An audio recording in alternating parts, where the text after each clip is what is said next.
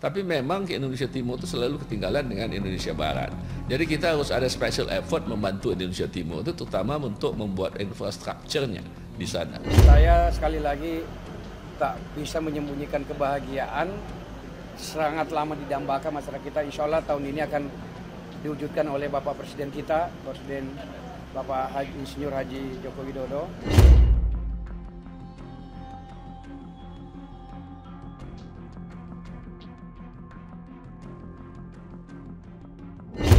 Sebelumnya, pembangunan infrastruktur hanya terpusat di Pulau Jawa.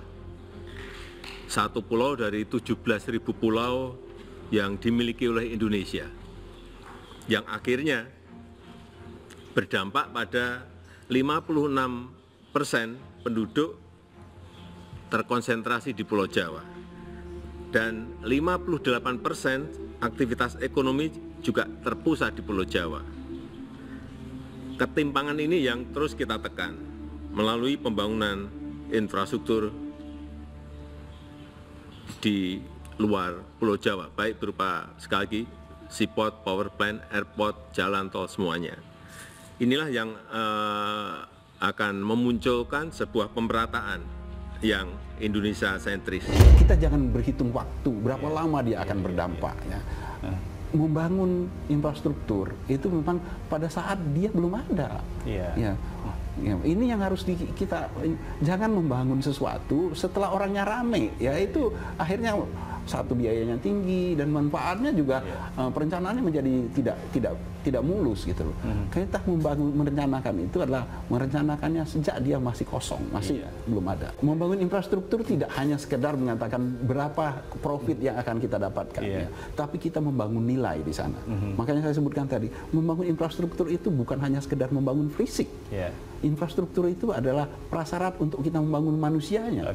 Tanpa infrastruktur kita tidak mungkin bisa membangun manusia. Indonesia Timur semakin megah. Begitulah ungkapan yang bisa menggambarkan keadaan di kawasan timur Indonesia. Pemerataan pembangunan kini telah benar-benar menjamah setiap jengkal wilayah yang dulunya sempat terabaikan. Pembangunan infrastruktur telah mewujudkan cita-cita Indonesia sentris. Membangun Indonesia sentris merupakan gagasan kebangkitan nasional dan persatuan Indonesia untuk bersama-sama menyejahterakan bangsa. Pembangunan tidak lagi melulu berfokus di Pulau Jawa, akan tetapi pembangunan harus merata di seluruh wilayah Indonesia sampai pelosok tanah air, mulai dari Sabang sampai Merauke, juga dari Miangas sampai Pulau Rote, karena ini menyangkut harkat dan kesejahteraan seluruh masyarakat Indonesia. Salah satu wilayah Indonesia Timur yang sangat diperhatikan pemerintah adalah Sulawesi. Hal ini dibuktikan dengan sejumlah mega proyek yang dilaksanakan secara masif di wilayah ini.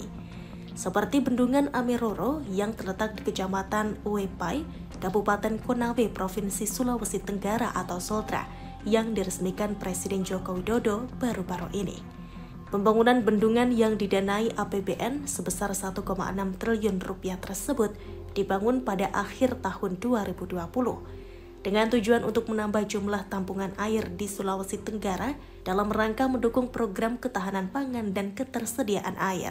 Sehingga suplai air irigasi ke lahan pertanian terus terjaga, penyediaan air baku, dan pengendalian banjir. Untuk itu, Kementerian PUPR disebutkan terus mempercepat pembangunan bendungan untuk memperkuat suplai air baku dan irigasi di Kabupaten Konawe, Provinsi Sultra. Selain bendungan, ada banyak infrastruktur lainnya yang dibangun di Sulawesi. Tidak hanya membuat Sulawesi semakin megah, tapi juga memberikan banyak manfaat untuk masyarakat. Apa saja? 1. Jembatan Pulau Buton Muna. Jembatan Pulau Buton Muna merupakan mega proyek terbaru dan terbesar di Sulawesi Tenggara yang berlokasi di Kabupaten Konawe. Jembatan ini digadang-gadang bakal jadi jembatan yang megah dan terpanjang. Jembatan ini diproyeksikan merentang di atas Selat Baruta, Kolagana, dan dibangun di atas lahan seluas 70 hektar yang dibagi masing-masing 35 hektar di Pulau Buton dan Muna. Total panjangnya mencapai 2.969 meter dengan bentang utama sepanjang 765 meter. Secara keseluruhan yang terdiri dari bentang jembatan pendekat Pulau Muna sepanjang 186 meter dan bentang jembatan pendekat Pulau Buton sepanjang 525 meter. percepatan dalam pelaksanaan pembangunan jembatan Buton Muna untuk memajukan kegiatan perekonomian dan mendukung konektivitas antar wilayah. Sebelum rencana pembangunan jembatan Buton Muna telah dikerjakan berbagai kajian seperti aspek finansial, hukum, kelembagaan, dan manajemen resiko sesuai dengan regulasi yang ada. 2. Jalan tol Trans Sulawesi. Pulau Sulawesi sebentar lagi akan terhubung seluruhnya dengan jalan tol. Terdapat beberapa ruas tol yang sedang dibangun di Sulawesi, antara lain Jalan Tol Manado-Bitung sepanjang 40 km menghubungkan kota Manado dengan kota Bitung di Sulawesi Utara. Jalan Tol Palu-Donggala sepanjang 38 km menghubungkan kota Palu dengan Kabupaten Donggala di Sulawesi Tengah. Jalan Tol Kendari-Toronipa sepanjang 30 km menghubungkan kota Kendari dengan Kecamatan Toronipa di Sulawesi Tenggara, serta Jalan Tol Trans Sulawesi Poros Tengah yang disebut-sebut sebagai ruas tol terpanjang di Sulawesi. Jalan tol ini membentang sepanjang 430 km menghubungkan kota Parepare di Sulawesi Selatan dengan kota Mamuju di Sulawesi Barat. Dengan beroperasinya jalan tol ini diharapkan dapat menjadi tulang punggung perekonomian di wilayah Sulawesi dan berkontribusi terhadap pertumbuhan ekonomi nasional. 3. Kereta api Trans Sulawesi. Sejak diresmikan oleh Presiden Joko Widodo pada 29 Maret 2023, kehadiran kereta api Trans Sulawesi membuktikan adanya minat yang tinggi dari masyarakat Sulawesi untuk menggunakan angkutan massal khususnya kereta api.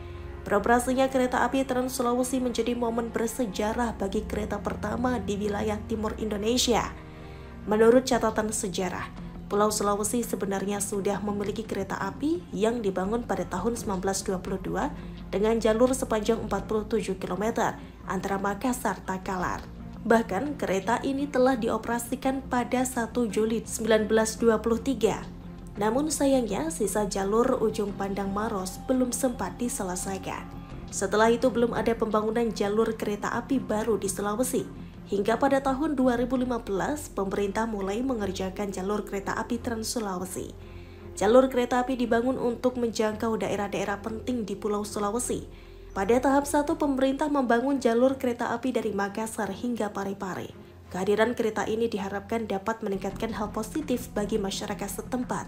Dengan kereta api, wilayah yang mempunyai potensi angkutan penumpang dan barang, termasuk wilayah dengan komoditas berskala besar akan terhubung, sekaligus dapat mempercepat pertumbuhan ekonomi bagi masyarakat. 4. Stadion Internasional di Sulawesi Selatan. Ya, Sulawesi Selatan sebentar lagi akan memiliki stadion megah berstandar FIFA. Pembangunan stadion yang berlokasi di Sudiang Kota Makassar ini akan dimulai tahun ini. Stadion yang disebut akan memiliki kapasitas tampung sekitar 30.000 penonton tersebut akan bertempat di kawasan Sports Center Sudiang Makassar.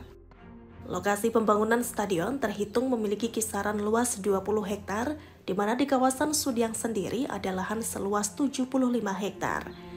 Pembangunan Stadion Sudiang ini diketahui menjadi salah satu aspirasi dari masyarakat yang sudah ada sejak lama. Untuk itulah pembangunan Stadion Sudiang disebut turut menjadi perhatian Presiden Republik Indonesia agar segera dilaksanakan pembangunannya. 5. Makassar Newport.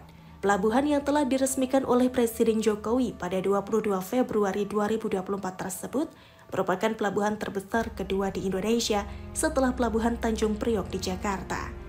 Sebagai penentu kemajuan perekonomian di kawasan timur Indonesia, Makassar Newport diharapkan dapat menjadi penghubung di wilayah Indonesia Timur, terutama untuk angkutan kapal berukuran besar.